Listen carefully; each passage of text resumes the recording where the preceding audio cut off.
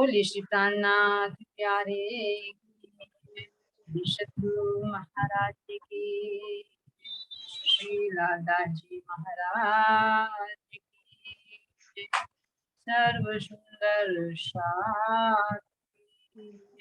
श्री प्रणाम की, बंदो सद्गुरु चरण को करुष प्रेम प्रणाम, अशुभ भरण मंगल करण धन देव चंद देना, श्री प्राणनाथ सद्गुरु विनय करो प्रणाम, हृदय विकट कपाट स्मरण जिनके नाम, श्री राम रतन सद्गुरु मेरे काटो सकल कले, चरणों में वंदना हृदय करो परवेश, श्री प्राणनाथ निज मूलपति श्री महराज तेज गुण श्यामा पल पल करो प्रणाम, पल पल करो प्रणाम। कृष्णनाथ प्यारे कथा प्रारंभ हो, सुनो साथ चित दे, भजो श्री राज श्यामा सखी जीवन हमारे, श्री महामति कहे साथ जी, भया चर्चा का अब तुम सुनियो चित दे, लाल आगे आए बैठे न, लाल आगे आए बैठे न, ओ जय श्री प्राणनाथ प्यारे की जय श्री।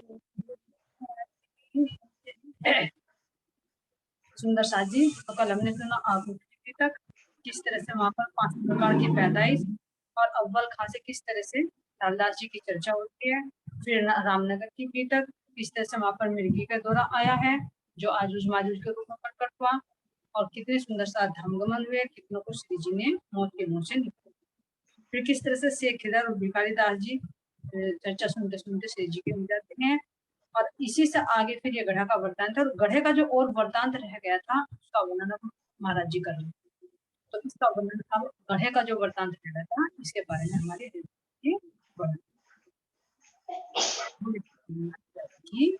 श्री सतगुरु महाराज की जय, श्री प्राणनाथ प्यारे की जय।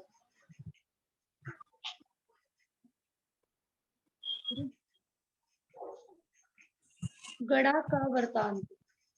गड़ा की मजल में आया याद रामनगर, 3 की मजल कहत हो सुनियो साथ शबर। अब गड़ा की भी तक कहते हुए रामनगर की शेष बातें भी याद आ गई, उस पड़ाव का वर्णन करता हूँ, साथ ही सावधान होकर सुनिए। सूरत सिंह ईमान लाइया देश के दीदार, सक मन में ना रही देशाधनी निधार। श्री जी के दिव्य दर्शन पाकर सूरत जी को उनके परात्म स्वरूप के प्रति दृढ़ विश्वास हो गया। धामधनी को समक्ष पाकर उनके मन में किसी प्रकार की शंका न रही। सुना तारतम इनने देशी हक सूरत, यह बात मैं किनसे कहो कौन ल्यावे प्रतीत ईत। सूरत सिंह ने श्री प्राणनाथ जी से तारतम ज्ञान का सदुपदेश सुना और उनके स्वरूप में पूर्ण ब्रह्म परमात्मा का साक्षात्कार पाया। उनके मन में विचार उत्पन्न हुआ कि मैं अपनी इस बात को किसके सामने प्रकट करूं, मेरी बात पर कौन विश्वास करेगा। गया दीवान देवकरण पे एक सुनी मैं बात, तुम्हारे आगे कहत हो मैं देशी हक जात। सूरत सिंह दीवान देवकरण के पास गए, उनसे कहा मैंने एक बात सुनी है, उसे आपके सामने कहता हूँ। मैंने ब्रह्म और ब्रह्म आत्माओं को अपनी आंखों से देखा है, चलो मेरे साथ तुम, मैं कराऊं दीदार। केतकी पर रहत हैं देशोधनी निर्धार। आप मेरे साथ चलिए, मैं आपको उनके दर्शन करा देता हूँ। वह केतकी नदी के तट पर ठहरे हैं, निश्चित ही वे परमात्मा स्वरूप हैं। लाया दीवान देवकरण को देश के लगे कदम, सक कछु न लैया सिर पर चढ़िया हुकुम। सूरत सिंह दीवान देवकरण को श्री प्राणनाथ जी के पास ले आया। देवकरण ने उनके चरणों में प्रणाम किया। उनके मन में किसी प्रकार की शंका न रही। उन्होंने श्री प्राणनाथ जी की प्रत्येक आज्ञा को शिरोधार्य कर किया। थोड़ी चर्चा सुन के दिल की भागी सक, मैं महाराजा सो कहूँ ओ ईमान ल्यावे बेशक। श्री जी के मुखारविंद से थोड़ी सी चर्चा सुनकर उनके मन की शंकाएं दूर हो गई। दीवान देवकरण ने मन में विचार किया कि मैं महाराजा छत्रसाल जी से श्री जी के द्वारा प्रतिपादित धर्म की चर्चा करूंगा। निसंदेह श्री जी के पास श्री जी के परात्म स्वरूप परमात्मा स्वरूप पर विश्वास लाएंगे। अब सेवा के साथी कहो जो हुई रामनगर में, मोदी शाने की सेवा दी सो हुई पति राम से। अब मैं सेवा करने वाले साथियों का वर्णन करता हूँ। रामनगर में श्री प्राणनाथ जी रामनगर में सुंदर साथ जी ने श्री प्राणनाथ जी की अत्यधिक सेवा की। मोदी खाना अनाज अन्य वस्तुएं रखने के भंडार का सेवा कार्य पति राम मोदी को दे दिया गया। केशवदास और जयंती हुए शामिल। पति राम के और जयंती पानी ल्यावत साथ की सेवा करी। उनके साथ केशवदास जी और जयंती दास जी ने मोदी खाना की सेवा में हाथ बटाया। जयंती दास सुंदर साथ को पानी पिलाने की सेवा भी किया करते थे। हाट से सौदा ल्यावत इन समय गोकुलदास कुल अश्त्यार सामा का था। गरीबदास दास बाजार से सामग्री क्रय कर लाने का कार्य गोकुलदास जी करते थे। भोजन पकाने की पूरी सेवा का अधिकार रसोईया श्री गरीबदास जी के पास था। रसोई में शेषदास और गंगाराम और संतदास गोवर्धन पीछे सूरजमले किया काम। रसोई सेवा और भोजन व्यवस्था खेमदास गंगाराम संतदास और गोवर्धन भाई किया करते हैं। किंतु अंत में सूरजमल भी से रसोई सेवा में हाथ बटाने लगे। इन सबों पर दरोगा रहता था वृंदावन। लकड़ी जंगल की टहल में रहे बराड़ी सात मोमिन। इन सब सेवा कार्यों में वृंदावन थे। ब्रह्मनिष्ठ बराड़ के सुंदर सा जंगल में लकड़ी लाने की सेवा में विशेष रूप से रहते थे। गावने में रहते हैं ए जो निर्मल दास तीन सेती शामिल रहे भाई मुकुंद दास। निर्मल दास जी सदैव वाणी गायन में लगे रहते थे। उनके साथ मुकुंद दास भाई विशेष रूप से सम्मिलित रहते हैं। श्री बाई जी गावने में रहे संग ए जो गोदावरी बुआ बुआ भाई हमो गावे संधे जो उतरी। वाणी विशेष रूप से रागनियों में भी श्री तेज कुंवर बाई जी गाया करती। उनके साथ गोदावरी बाई सम्मिलित रही। अवतरित सनंद वाणी का गायन बुआ और हेमोबाई किया करती। और चौकी दो जीनस की गावे बारे अपने निर्मल दास नित्याने रिझावने राज सब में। वाणी गायन करने वाली दो मंडलियां थी। वे अपने अपने निर्धारित समय पर वाणी गायन करती थी। गाने में निरूपण निर्मल दास प्रतिदिन अपने मधुर स्वर में वाणी गान श्री जी को प्रसन्न करते थे। और आरती में रहते रहे बाल और मुकुंद दास उत्तम दास सावज में सब सिरे निर्मल दास। संध्या आरती लालदास जी और मुकुंद दास जी गाया करते। उत्तम दास जी पखावज ढोलक बजाते। गायन करने वाले सुंदर साथ में निर्मल दास जी सर्वोपरि रहते। जैसे सुंदर साथ जी को प्राणनाथ जी ने जो सेवा मतलब पन्ना जी में जो सुंदर साथ से कराई थी, तो जैसा वो आज भी सेवा वो ऐसे ही चल रही जैसे वहां सुंदर साथ पहले मतलब करते थे। बराड़ से उमरा दत्ता दगड़ा भाई इन साथियों ने भी उमंग में भरकर सुंदर साथ पर ब्रह्म स्वरूप प्राणनाथ जी के लिए प्रतिभोज का आयोजन करके उत्सव किया। सेवा में मगन रहकर साथ में सम्मुख हुए। देवी काका जयंती उनकी उत्सव ए श्री राज पधारे इन घरों साथ लिए सवे। देवी काका जयंती ने अपने घर में श्री जी को बुलाया और प्रतिभोजन का उत्सव करके श्री महामती प्राणनाथ जी और सुंदर साथ जी की भली प्रकार सेवा की। हीरा मन बढ़ई ने करी ओछव रसोई, श्री राज सात को बुलाए सेवा, इनसे भली भई। हीरा मन बढ़ई ने श्री प्रति भोज और उत्सव का आयोजन किया। इन्होंने श्री जी सुंदर साथ को बुलाया, इनसे श्री जी की अच्छी सेवा हुई। सातवीं मजल आए घड़े ए मास 13 दिन, हुक्म हुआ श्री राज जी का जाओ सुल्तान पे मोहिन। 7 मंजिलों पड़ावों पर रुकते हुए निष्कलंक बुद्ध श्री महामती सुंदर साथ सहित गढ़ा में आए।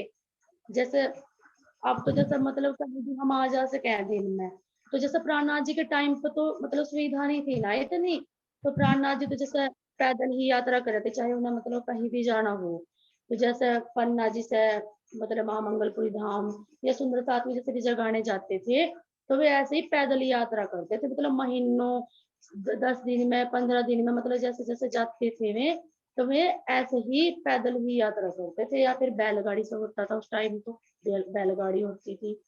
मतलब जैसा अब तो बहुत सुविधा होगी, मतलब दिन के दिन कहीं भी चले जा सके, दूसरे देश में भी जा सके, लेकिन प्राणनाथ जी ने जागनी मतलब कैसे करी, उन्होंने सुंदर साथ को कैसे कैसे जगाया, इतना मतलब कष्ट उठाया उन्होंने सुंदर साथ को जगाने के लिए, फिर भी सुंदर साथ अब तो इतनी सुविधा होगी, उस टाइम तो सुविधा भी नहीं थी प्राणनाथ जी के टाइम पे, उन्होंने फिर भी इतना कष्ट उठाकर सुंदर साथ को जगाया।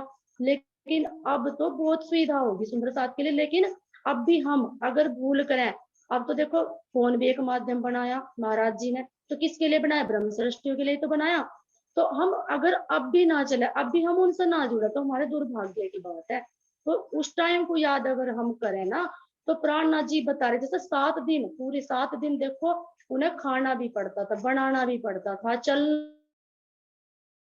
भी। 5,000 सुंदर साथ का कैसे कैसे मतलब पालन पोषण ही लगा लो, जैसे हम पालन पोषण करें।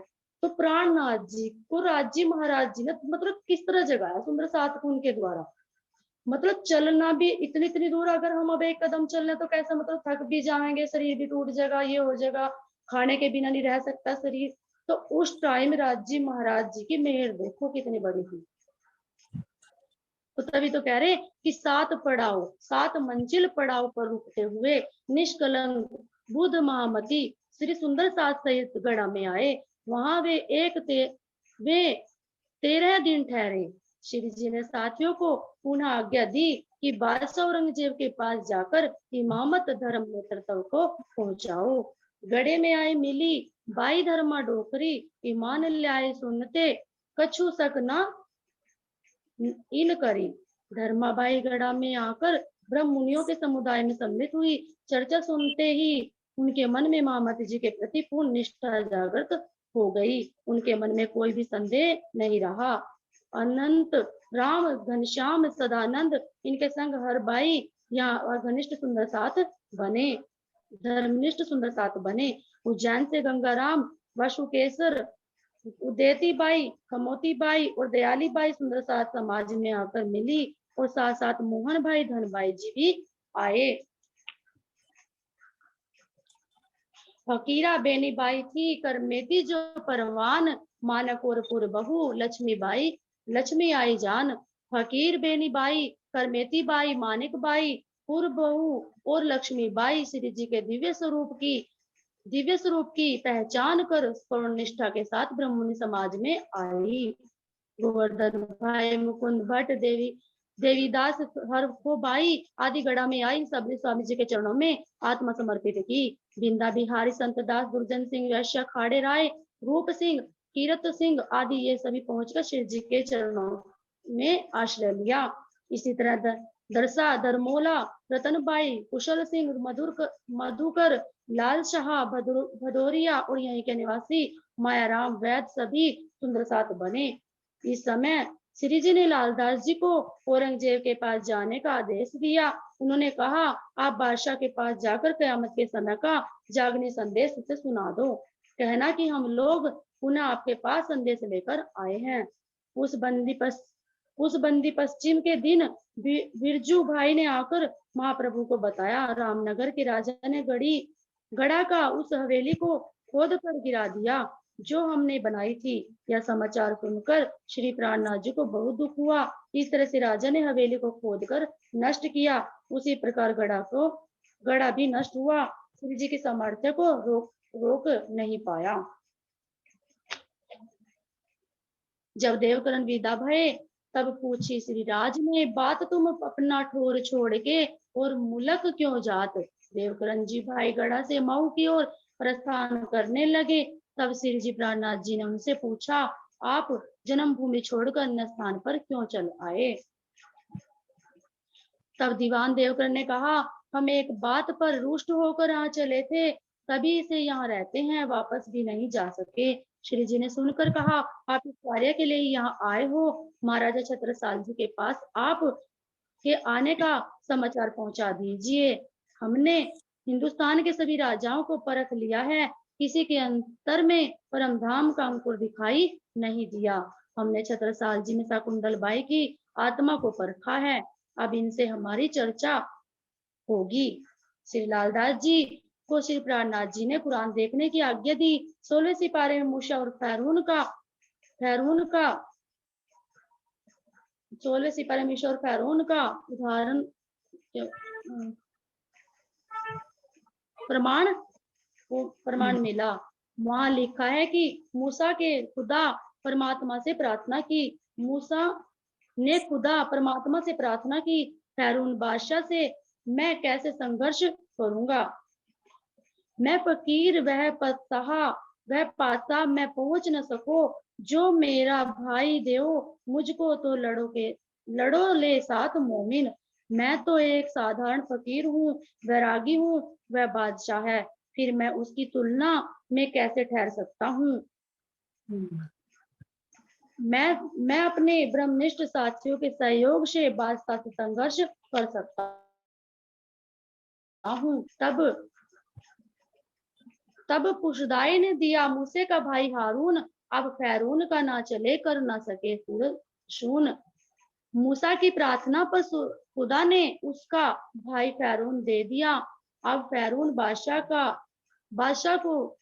का किया कुछ भी न हो सकेगा और वह खून खराबा नहीं कर पाएगा। लालदास जी को यह आयत कुरान में मिली। यह प्रसंग आकर उन्होंने श्री जी को दिखाया। परस्पर विचार आया कि हमको शीघ्र ही एक राजा मिलना चाहिए जो अवश्य विशिष्ट मोमिन होगा। यह विचार आते हुए लालदास जी का औरंगजेब के पास संदेश लेकर जाना निरस्त हो गया। स्वामी जी ने चरणदास जी और गरीबदास जी को औरंगजेब के पास भेजा। लालदास जी को राह में धर्माबाई मिली। उसने बताया कि देवकरण ने आपकी बात श्री जी के आगमन की चर्चा महाराजा छत्रसाल जी के सम्मुख कर दी है। लालदास जी ने यह बात सुनकर श्री जी को बताई कि छत्रसाल जी के सामने अपनी चर्चा होने लगी है। तब श्री जी ने संत दास धर्मदास देवकरण के पास भेजा और पत्र भी लिख कर दिया। उनसे कहा, आप यह विशेष संदेश महाराजा छत्रसाल जी से कहना। अगरिया से श्री जी ने लालदास जी, उत्तम दास जी, जीवनदास जी और गोविंद दास को ब्रह्मश्रेष्ठ शकुंतल बाई के अवतरण महाराजा छत्रसाल जी के पास भेजा।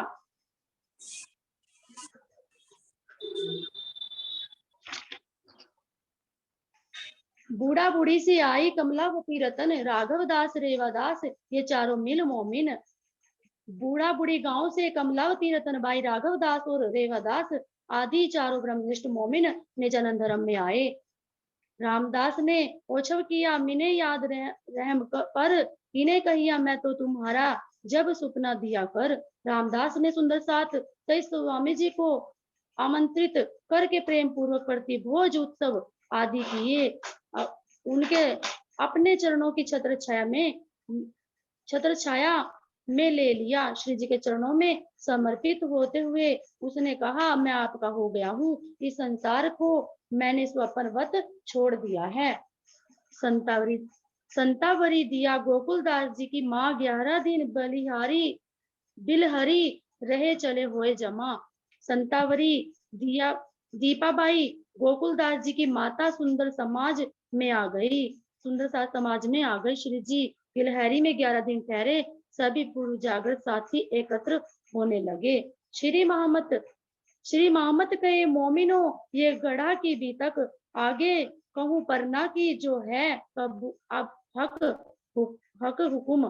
स्वामी लालदास जी कहते हैं हे साथियों, मैंने आपके सम्मुख गढ़ा का वृतांत कहा। अब श्री प्राणनाथ जी की आज्ञा से परना परम धाम के आगे प्रसंग की चर्चा करेंगे। अब कहूँ बीतक परना की जब बैठे इत आए, दज्जाल लगा पुकारने सो तुम्हें कहूँ बनाए। अब हम परना का वृतांत कहते हैं। जब सम्मत सुंदर साथ श्री प्राणनाथ जी के साथ यहाँ आकर स्थिरता से रहने लगे, तब दज्जाल ने आसुरी प्रवृत्ति के अवज्ञाकारी लोगों के मन में बैठकर तरह तरह से हमारी निंदा की और झगड़े भी किए। उन घटनाओं का आपके समक्ष वर्णन करता हूँ।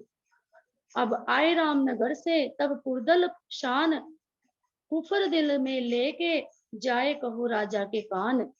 जब हम रामनगर में आए तो पुरदल खान ने कपट कुफर की भावना में से प्रेरित होकर राजा से श्री प्राणनाथ जी की शिकायत करने का निश्चय किया। पुरदल खान ने महाप्रभु को एक पत्र लिखा जिसमें उसने प्रश्न पूछा, आप अभी कयामत के समय की घोषणा किस आधार पर करते हैं? अभी कयामत का समय तो बहुत दूर है। ताकि पाती का जवाब निशे श्री जी साहिब, तुम दूर कौन किताब से तहकीक किया अब। पुरदल खान के पत्र के उत्तर में श्री जी ने यह लिखकर भेजा, आपने किस ग्रंथ के आधार पर कयामत के समय का दिन निश्चित किया है? आप हमें ग्रंथ का परिचय दें। जहां तक कुरान का प्रश्न है, उसमें लिखे अनुसार कयामत के 7 निशान इस समय प्रकट हो चुके हैं। पश्चिम में सूरज उगिया मगरब, बिन रोशनी का अंधेर, तुम आशो ना देशियां अब नजर करो फेर। पश्चिम में गुलबा विद्रोह, फितना झगड़े झंझट से आच्छादित अज्ञान का सूर्य निकला, परंतु आप उसको नहीं देख सके। अब पुनः सूर्य निकलने का अवसर आया है, आप ध्यान से देखने की कोशिश करें।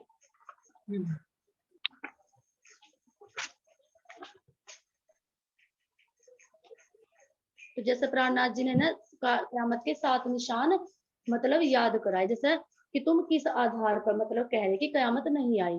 तो जैसे जैसे श्री जी ने कहा कि कयामत के 7 निशान तो प्रकट हो चुके हैं, मगरब से सूर्य का भी उदय हो गया है, मतलब ज्ञान का प्रकाश भी हो चुका है। तुम देखो तो सही, तुम अपनी आंख खोल कर देखोगे तभी तो तुम्हें 7 निशान दिखाई देंगे ना कयामत के।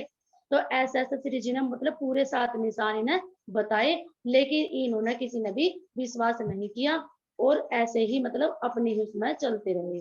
तो तुम्हारे अहदी आए थे बीच रामनगर, सो तहकीक कर गए हैं, तुम्हें यहाँ भी न पड़ी खबर।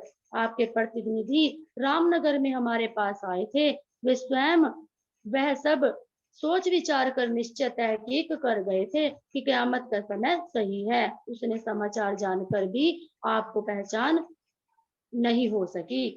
तो कितने बड़े दुर्भाग्य की बात है कि वे आए भी तो तुम्हारे पास, तुम्हें बताया भी था, तुमने सुना भी, लेकिन तुम फिर भी उनकी पहचान नहीं कर सके। अब आप बहुत ओछे हो चुके हो। ओछे मतलब कि जैसे एक धर्म सुनाने के बाद भी अगर वो नहीं चलता तो उसे ओछा ही कहा जाएगा।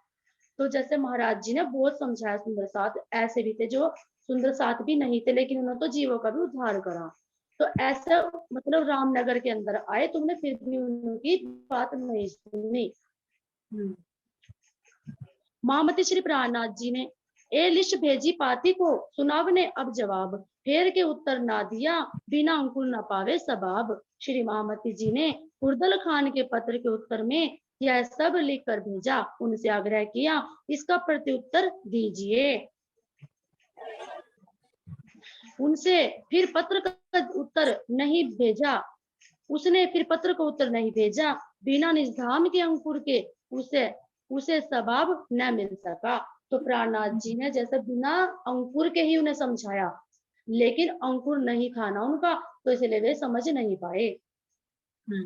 जैसे कल भी आ रहा था कि जब आंख नाक कान बंद है तो कितने समझाते रहो, समझेंगे नहीं। हाँ जी, वो समझेंगे। जब मारी लड़तपुर तब हुआ असवार, आवत भेटा राह में, तब भागा हुआ शुआर। जब लड़तपुर पर आक्रमण हुआ तो पुरदल खान लड़ने के लिए फौज लेकर आया। मार्ग में छत्रसाल जी से मुठभेड़ हो गई, वह पराजित होकर भागा और नष्ट हो गया। तो ये तो प्राणनाथ जी ने मतलब पहले ही सुनिश्चित कर दिया था कि शाकुंतल शाकुमार जागृत होंगे तभी ब्रह्मनिष्ठ मोमिन जागृत होंगे। तो महाराज जी ने एक तलवार भी तो दी थी ना उन्हें भेंट के रूप में। तो महाराज जी ने कहा था छत्ता अब चिंता मत कर। तो इसलिए मतलब जितने भी युद्ध उन्होंने करे तो राज जी के मतलब आशीर्वाद था ना, आत्मा थी उनकी, तो प्यारे आत्मा को तुम्हें साथ है ही हर टाइम। तो उन्होंने मतलब जितने भी युद्ध लड़े तो सब में वे जीत के ही आए, चाहे उन्होंने जी ओरछे से युद्ध करा हो या फिर उन्होंने औरंगजेब को भी जैसे जगाया, उनके साथ भी वे भी पहचान गए थे ये तो साक्षात परब्रह्म का स्वरूप है। लेकिन वे अपने घमंड में थे औरंगजेब भी, लेकिन अगर मैं तो शासन से मतलब गिर जाऊंगा अगर मैंने हिंदुओं की बात मान ली, तो इसलिए वे अपने उसमें मान नहीं पाए। तो ऐसे ही छत्रसाल जी तो अग्रणी सखी थी। महाराजा ने महाराजा के 22 सैनिकों ने पुरदल खान की 3000 सिपाहियों की सेना को पराजित किया। वह अपने आप को अति निर्बल पाकर भेड़ के समान सिर नीचा करके वापस भाग गया। तो प्राणनाथ जी का आशीर्वाद मिला होता तो भागते ही, क्योंकि साथ साथ राज्य के साथ। तो पुरदल खान फौज लेकर लौटा जा रहा था तो उसकी मुठभेड़ गोरों से हो गई। सफगंज में संघर्ष छिड़ा तो फौजों का नाम निशान मिट गया। जिस प्रकार से पैगंबर मूसा की प्रार्थना पर परमात्मा के कोप से फैरून बादशाह की सेना नील नदी में डूबकर नष्ट हो गई, उसी तरह औरंगजेब भी परमात्मा का संदेश लौटा देने के कारण नष्ट हो गया। तो नील नदी तो ये अपना ही तन तो है इस संसार पे, इसमें तो डूब जाएंगे अगर हम प्राणनाथ जी की या राज्य की राह पर ना चले। तो ये हमारी बीतक है ना जो चलनी, अगर हम इस चलनी पे भी ना चले ना तो ये नील नदी में ही डूब जाएंगे। तो ऐसा ही इन्हें औरंगजेब को भी बताया। क्यों कि ही अगर ये इस ज्ञान पर हम नहीं चलेंगे, इस ज्ञान को हम नहीं सुनेंगे, क्योंकि परमात्मा तो प्रकट हो चुके है ना, कयामत का समय भी आ चुका, अब अवतार तो कोई होने वाला नहीं है। तो अगर अब नहीं चलेंगे तो क्या करेंगे? वो ये कि फैरून फिर हम ही है, हम ही तो डूब जाएंगे, हम ही है औरंगजेब। यानी जो नकारात्मक यहाँ की मान मर्यादा को लिए बैठे हैं, है ना, यहाँ की अज्ञानता को लिए बैठे हैं, पहचानने के बाद भी आत्मा का साक्षी से फिर भी ना माने, तो हम ही है कि हमारी पूरी सेना इस में डूब जाए। और जो मान लेंगे ठीक उसी तरह मिट्ठू श्री प्राणनाथ जी को कष्ट पहुंचाने दौड़ता हुआ आ रहा था, उसको मार्ग में चमारों ने मारपीट कर भगा दिया। वह शाही सम्मान अख्तियार भी खो बैठा और संसार में दूर दर दर दर भटकता हुआ मतलब नष्ट हो गया। तो जैसे हम अगर हम माया को चाहेंगे तो हमें ना तो मिलने के राज्य, ना ही मिलने का धर्म, ना ही मिलने की माया, तो हम तो डूबे डूबेंगे। तो अगर हम पकड़ेंगे रहा राज्य की यानी उनके ज्ञान की, उनके चलन की, तो हमें यहाँ राज्य ने कहा ना इत भी धन धन और उत भी धन धन, तो यहाँ हमें दोनों तरफ धन धन ही करेंगे। ओरछा के राजा ने खटोला ग्राम पर अधिकार करने के लिए आक्रमण किया, परमात्मा श्री जी की कृपा से वही निर्मूल कर दिया। जेतपुर के राजा ने आकर चढ़ाई की, युद्ध में उसकी ऐसी हार हुई बुरी तरह नष्ट हो गया। इसके उपरांत ओरछा के राजा का भेजा हुआ दोवा खटोला ग्राम पर विजय पाने के लिए चढ़ आया। उसने उसे पराजित होने पर शर्मिंदा होकर लौटना पड़ा और बुरी तरह बर्बाद हो गया। बादशाह तक वह समाचार पहुंचा कि महाराजा छत्रसाल ने उनके राज्य की सीमाओं के अंदर घुस करके उनको जीत लिया है। उन्होंने रणमत खां को बड़ी सेना देकर छत्रसाल जी पर चढ़ाई करने भेजा। बाद में मिट्ठू पीरजादे के माध्यम से बादशाह को रसूल साहब का संकेत मिला, उस पर विचार कर रणमत खां को पत्र लिखकर भेजा। 7 मजल रणमत सा गया था चल के लेके हुकुम, निशा परवाने मैं तुमको वहां से फिर आया, तुम आइयो तुम। ए जबरील वकीली करत सब ऊपर, साफ दिल रशे इनको सब पावत ए पटंतर। पर ब्रह्म परमात्मा श्री राज्य का वे जबरील फरिश्ता ब्रह्मनिष्ठ मोमिन सुंदर साथ के पक्ष का समर्थन सबसे पहले करता है। आप सब ही उनके मन को सदैव निर्मल भी रखता है। उनकी स्वतंत्र यानी उनका स्वतंत्र का सब लोग अनुभव करते हैं। 7 निशान बड़े कहे जिनसे होत कयामत, सो इनसे पावे शलक, जो ईद का दर बख्शत। कयामत के 7 बड़े निशान कुरान में लिखे गए हैं। इन चिन्हों के प्रत्यक्ष होने पर कयामत होगी ऐसा लिखा है। उनका विवेचन करके समर्थवान परमात्मा संसार के लोगों को जो कुछ नियायतें प्रदान करते हैं वह सब उन्हीं के माध्यम से संसार को प्राप्त होगी। संसार में अनेक इष्टों की पूजा के कारण सब बने संप्रदायों में फैले विरोध को सत्य ज्ञान द्वारा दूर किया। अनेक संप्रदायों के ज्ञान को एकत्र करके एक धर्म प्रतिष्ठा की। सब लोगों को उनके धर्म ग्रंथ के अनुसार समझाकर पूर्ण ब्रह्म परमात्मा के प्रति विश्वास प्रदान करने वाले ब्रह्म मुनि यही हैं। अब देखो जैसे कोई भी ब्रह्म सृष्टि हो, वो तो ब्रह्म सृष्टि मतलब प्रमाण दिए बिना मानते ही नहीं है।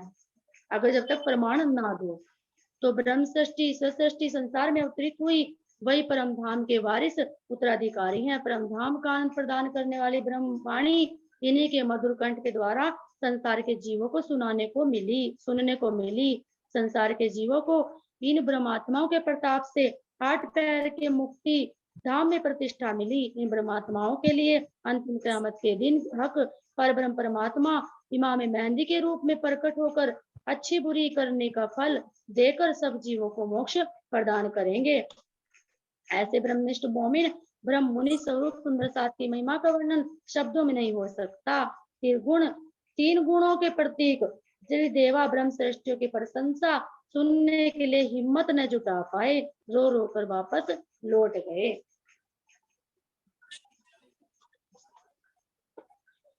मोहम्मद कहे मोमिनो याद करो शुक्राना, मेहर करी तुम पर तुम्हारी सिफत करे सुभान। स्वामी लालदास जी कहते हैं, हे ब्रह्मनिष्ठ मोमिनो, आप पर ब्रह्म परमात्मा की कृपाओं का स्मरण करो। समय समय पर श्री जी ने आप पर कृपा की। आपके प्रेम एवं बलिदान की प्रशंसा वे परम धाम में करते हैं।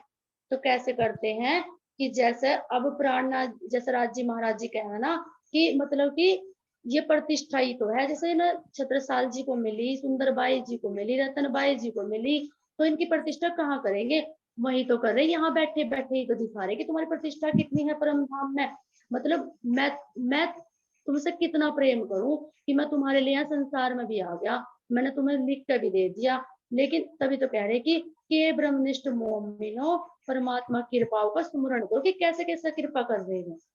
तो कैसे कैसे साथ साथ महाराज जी ने मतलब यहाँ सुंदर साथ की जागने में कार्यभार मतलब संभाला। तो कैसे कैसे ये था परना का वृतांत यानी शुक्राना। प्रणाम जी। प्रणाम जी।